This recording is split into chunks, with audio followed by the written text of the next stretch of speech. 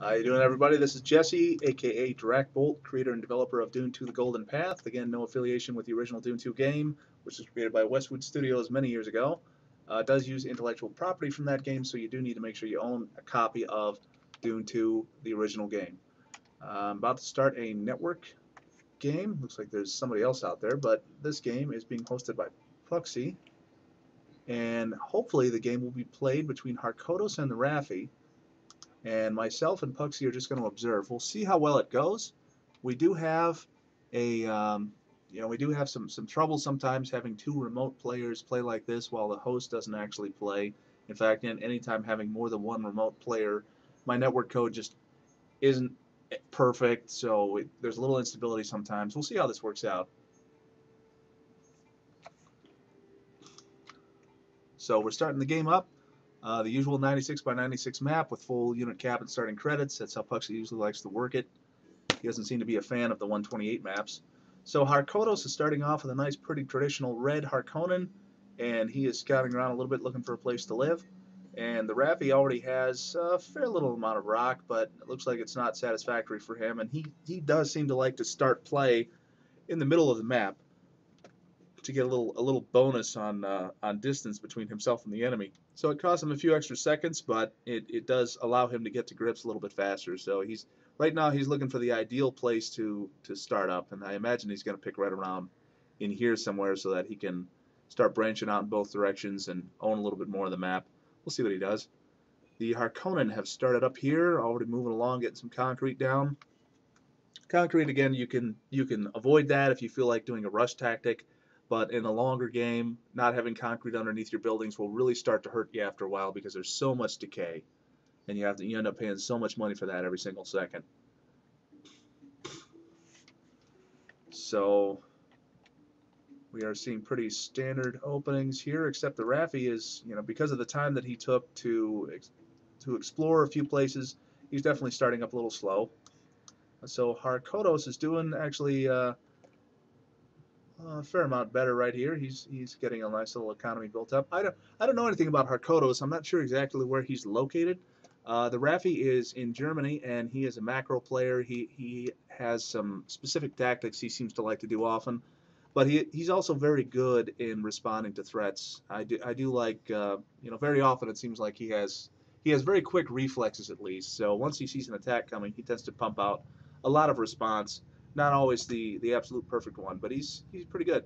So Harkodos, I have not actually seen him play, so we'll see how it goes. He's got a little low power situation, but he's spamming down some refineries, trying to get a massive economy up right away. So it looks like he's also going for a macro build, definitely.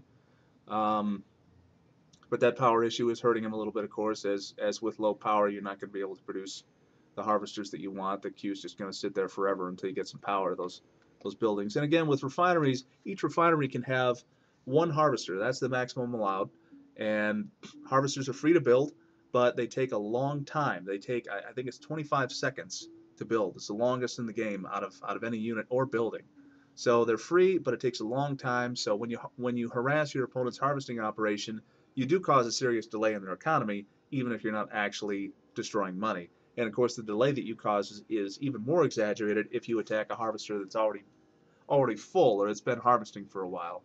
So it's definitely important to control economy in this game, even though it works a little bit differently from other RTS games.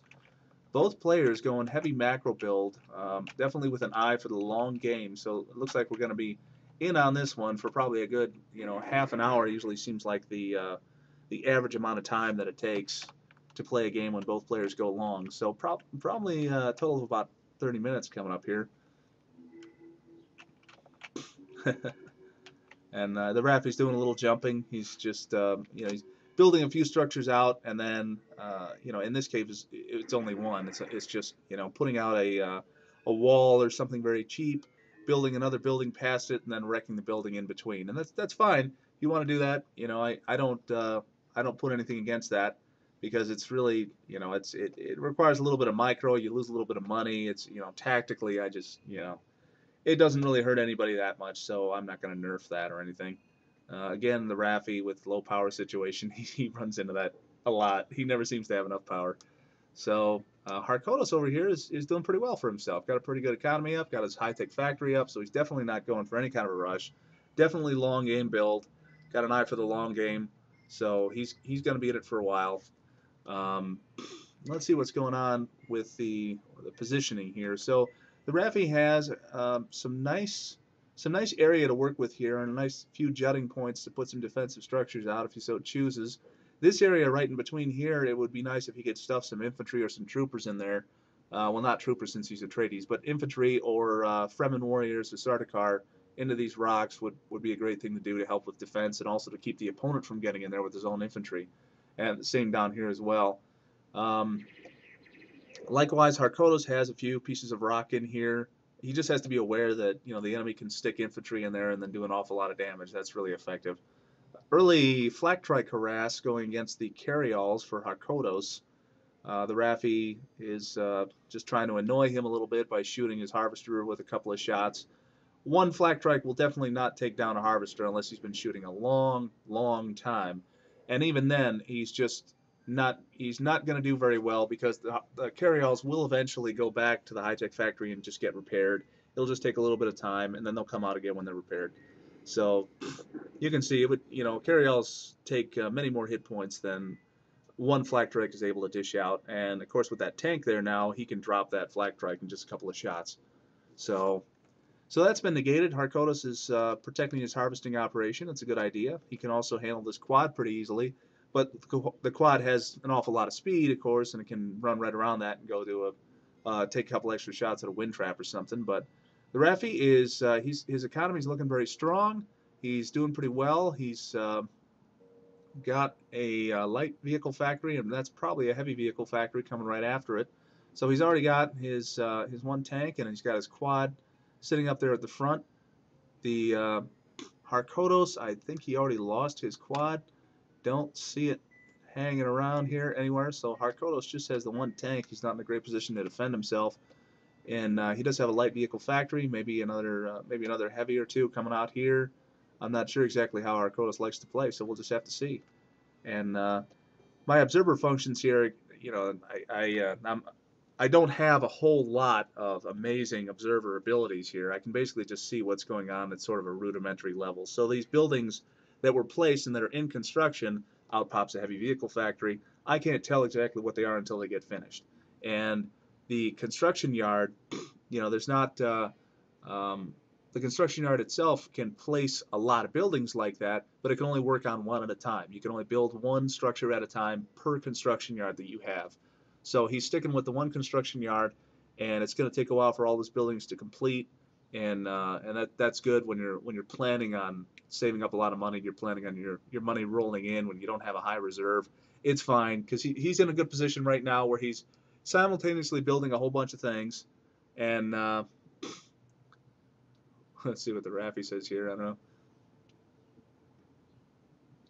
Oh, it looks like some people have frozen up. I'm not sure what's happening. Hopefully we're still good. Looks like we had maybe a little bit of lag. Somebody froze for just a couple of seconds, but I think we're okay. Let me just check.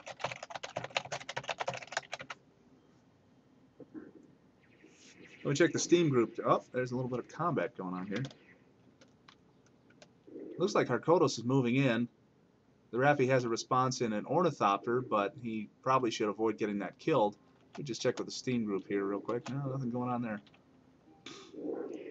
So it looks like Harkodos is moving in a little bit. He's getting some people shot up, and the Raffy is responding by spamming a whole bunch of tank queues right at his front line. So he's going to try to fly a whole bunch of tanks right up in the front to deal with this as soon as they get produced.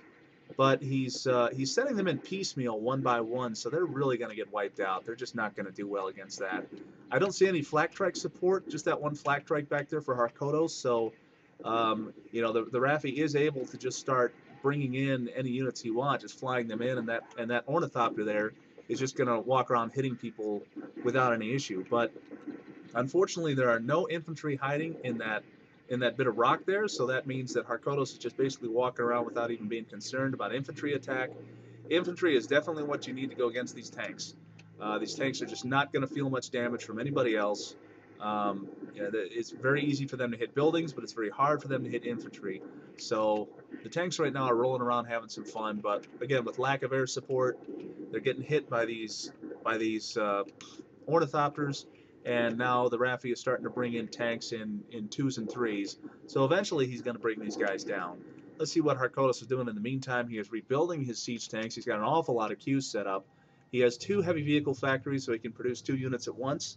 And assuming that he has the money, he's got a pretty decent economy, and it looks like he's bringing in some good stuff. So it's going to take him a little while to fill all those queues up, and he may decide to attack before he has too many siege tanks. It really wouldn't take that many.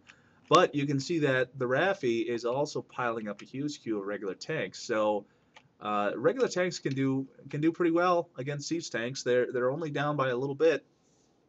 The main advantage of siege tanks is that you have very high density of firepower in a single place, which is great when you're in a siege.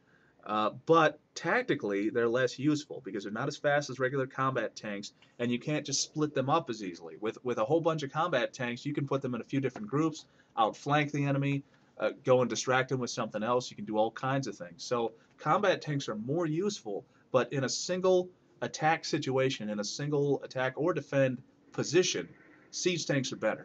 So siege tanks, if he goes with a frontal assault, those siege tanks are going to win on a credit for credit basis. They're definitely superior in this situation.